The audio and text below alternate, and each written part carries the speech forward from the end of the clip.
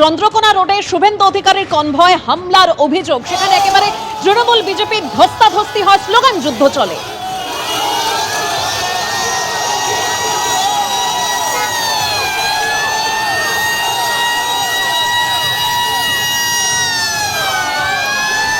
আপনারা জানেন জীবনে আমি কোনো অন্যায়কে কোনোদিন প্রশ্রয় দিইনি। এই কথা বলেছেন আপনি বলছেন আমি জীবনে কোনো অন্যায়কে প্রশ্রয় দিই না। তাহলে প্রশ্ন রাখলে আপনার কাছে আজকে চন্দ্রকোনায় যেটা হলো এটা কি কোনো অন্যায় কিনা? আর যদি অন্যায় হয়ে থাকে তাদের সাজা অবশ্যই আপনি দেবেন। নমস্কার, আমি কৃষ্ণপদ অধিকারী। আমার ছোট্ট একটা ইউটিউব চ্যানেল আছে, চ্যানেল নাম don't care, Facebook page Krishnapada Adhikari নামে। আমি প্রতিবাদী ভিডিও করি। যেখান থেকে আমার এই ভিডিওটা দেখছেন কি দেখবেন, সকলের কাছে আমি একটা প্রশ্ন করে যাব। জানি না আমার এই প্রশ্নটা কতটা সঠিক আর কতটা বেঠিক, কিন্তু সঠিক আর বেঠিক প্রশ্ন আমার করতেই হবে। যেহেতু আমি প্রতিবাদী ভিডিও করি, কোনো সামনে কোনো প্রতিবাদী বিষয়টা যদি আসে সেখানে আমি তো আর চুপ করে থাকতে পারি না। আজকে বলুন তো, চন্দ্রকোনায় যেটা হলো সেখানে বিরোধী দলনেতা তার কোনো প্রোগ্রাম করে কি তার কোনো মিটিং মিছিল করে আসছিল?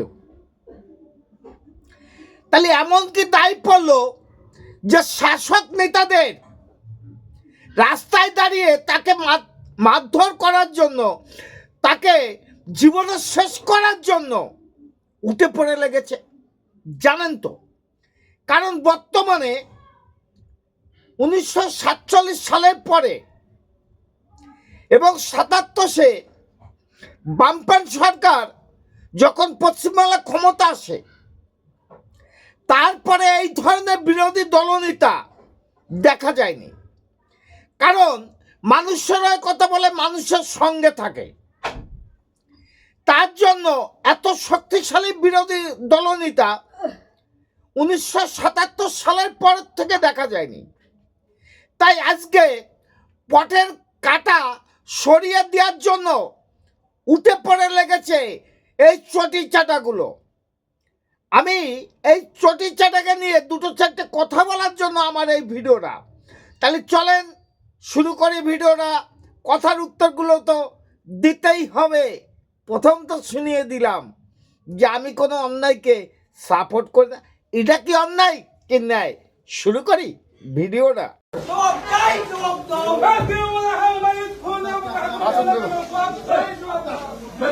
এখানে বসলাম যতক্ষণ এটা অ্যারেস্ট করবেন। হ্যাঁ, ইয়ার কি পেয়েছেন না? আপনারা যান, আপনারা বাইরে, তোমরা বাইরে, তোমরা বাইরে, তোমরা বাইরে জমা সব যতক্ষণ অ্যারেস্ট করবেন। ইয়ার কি পেয়েছেন না? কেন বসবো? ইয়ার কি পেয়েছেন না? আমি পুরুলিয়া থেকে ফিরছি গাড়ির উপরে লাঠি দিয়ে, মোটামোটা লাঠি দিয়ে। হ্যাঁ, কিরার আগে অ্যারেস্ট করবেন। 5 ঘন্টা আগে থেকে নামগুলো দাও। আপনি ঘুমাচ্ছিলেন? নামগুলো দাও। আপনি ঘুমান। তোমরা কথা বলছো কেন? নাম বাবার নামগুলো দাও। নাম বাবার নাম লিখে দাও আমাকে। ভাই বল দাও, তুমি লিখে দাও।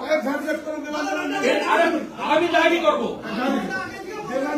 স্যার আমার পুরো ভিডিওটা আছে।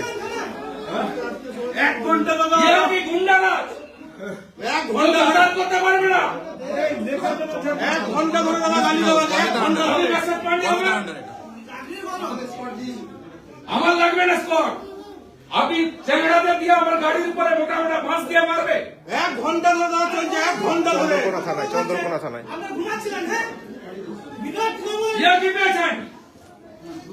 আমি উঠবো না, অ্যারেস্ট করবে তারপর। আমরা স্ত্রীকে জানান, আমরা পলাশ থালিকে জানান আমি বসে আছি। এই নাম বাবার নাম লিখো, আমাদের লয়ার ডাকো, ড্রাফট করার জন্য আমি সই করি। লকলাল বা লয়ার ড্রাফট করতে বলো, নাম বাবার নাম। হ্যালো, ছবি ভিডিও ভিডিও ফুটেজ 1 ঘন্টা ধরে 1 ঘন্টা ধরে এরা যোগ সাজস করে দেবে। এরা আছে তো 20টা লোক, পারে না পুলিশ সরাতে? কেন থাকবে? রাত্রে 8:30টার সময় 1 ঘন্টা ধরে চলছে, পুলিশের কোনো রেসপন্স নাই।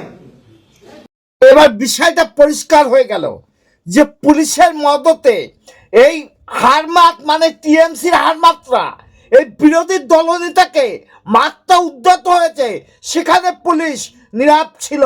জবাব দিতে হবে বাংলার মানুষের কাছে। এইভাবে কেন বিরোধী দলনেতার পরে কোনো বিরোধী দলের পরে আক্রমণ করবে? কারণ এই পশ্চিম বাংলাটা কেরুর বাপ দাদার সম্পত্তি না, এখানে একতন্ত্র চলবে, গণতন্ত্র বলে কিছু নেই। এটা মানতে পারবো না। বাংলার জনগণ হয়ে প্রতিবাদ করছি। আমার প্রতিবাদী ভাষা এইভাবেই হয়। যদি কেউ কষ্ট পেয়ে থাকেন তার জন্য ক্ষমা প্রার্থী, কিন্তু এই বাংলায় এক না কোনোদিন চলবে না। গণতন্ত্র ফিরে আসার প্রয়োজন আছে অবশ্যই, কারণ আমরা চাই শান্তি। সেই শান্তি প্রিয় মানুষকে যদি কোনোভাবে একবার অশান্তি করা হয় তাহলে সেটা অনেক ভয়ঙ্কর দিকে চলে যেতে পারে। তাই আমি প্রতিবাদী ভিডিও করি। যদি ভিডিওটা ভালো লাগে লাইক শেয়ার কমেন্ট করবেন। চ্যানেল নাম don't care, Facebook page Krishnapada Adhikari.